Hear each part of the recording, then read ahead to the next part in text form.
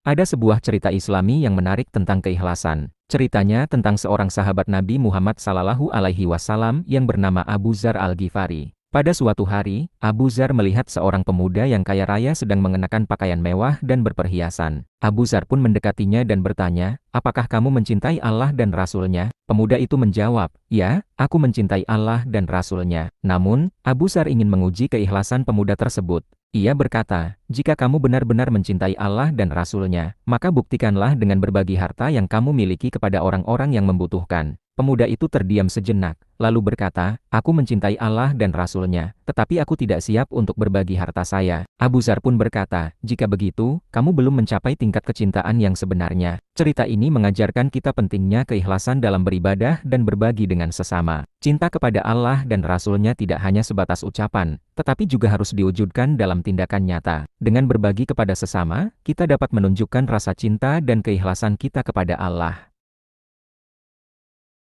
Pesan moral yang dapat dipetik dari cerita Abu Dzar Al-Ghifari adalah pentingnya keikhlasan dalam beribadah dan berbagi dengan sesama. Kita harus mencintai Allah dan Rasul-Nya bukan hanya dengan perkataan, tetapi juga dengan tindakan nyata. Keikhlasan dalam beribadah berarti melakukannya semata-mata untuk mendapatkan keridhaan Allah, bukan untuk pujian atau pengakuan dari orang lain. Selain itu, cerita ini mengajarkan kita tentang pentingnya berbagi harta dengan orang yang membutuhkan. Kita harus siap untuk berbagi dan membantu sesama, terutama dalam hal harta yang kita miliki. Berbagi harta bukan hanya tentang memberikan sebagian dari apa yang kita punya, tetapi juga tentang memberikannya dengan ikhlas dan tanpa mengharapkan imbalan atau pujian dari orang lain.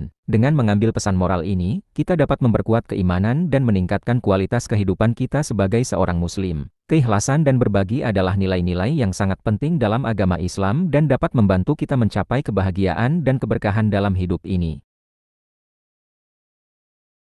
Keikhlasan dalam beribadah memiliki pengaruh yang sangat besar terhadap hubungan kita dengan Allah. Ketika kita beribadah dengan ikhlas, artinya kita melakukannya semata-mata untuk mendapatkan keridhaan Allah, tanpa mengharapkan pujian atau pengakuan dari orang lain. Hal ini menunjukkan bahwa kita benar-benar menghamba kepada Allah dan hanya mengharapkan balasannya. Berikut adalah beberapa cara keikhlasan dalam beribadah dapat mempengaruhi hubungan kita dengan Allah. Pertama, mendekatkan diri kepada Allah. Ketika kita beribadah dengan ikhlas, kita menunjukkan ketulusan dan kesungguhan hati dalam beribadah kepada Allah. Ini membantu kita mendekatkan diri kepadanya dan memperkuat ikatan spiritual antara kita dan Allah. Kedua, mendapatkan keberkahan. Allah menjanjikan keberkahan bagi mereka yang beribadah dengan ikhlas. Ketika kita beribadah dengan tulus, Allah akan melipat gandakan pahala dan memberikan berkahnya kepada kita. Keikhlasan dalam beribadah juga membantu kita merasakan kehadiran Allah dalam setiap tindakan kita. Ketiga, memperbaiki kualitas ibadah. Ketika kita beribadah dengan ikhlas, kita akan lebih fokus dan khusyuk dalam melaksanakan ibadah. Hal ini akan meningkatkan kualitas ibadah kita, baik dalam hal kualitas bacaan Al-Quran, doa, atau amalan lainnya. Dengan demikian, kita akan mendapatkan manfaat yang lebih besar dari ibadah tersebut.